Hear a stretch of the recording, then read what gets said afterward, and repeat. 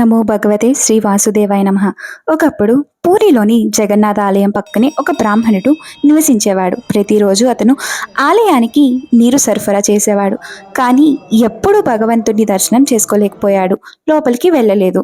ఎవరు అతన్ని ఎందుకు ఆలయంలోకి ప్రవేశించలేదని అడిగినప్పుడు ఆలయం పక్కనే ఉన్నందున తాను ఎప్పుడైనా సందర్శించవచ్చని సమాధానం ఇచ్చేవాడు. అతను ఎప్పుడూ రేపు నిన్ను దర్శనం చేసుకుంటా అని చెప్పేవాడు. వాయిదా వేసే అలవాటు కొనసాగింది. అతను ఎప్పుడూ రేపు రేపు అని చెబుతూనే ఉన్నాడు. చివరికి అతని మరణం సమీపించింది. మరియు అతను ఎప్పుడూ ప్రభువుని దర్శనం చేసుకోలేకపోయాడు.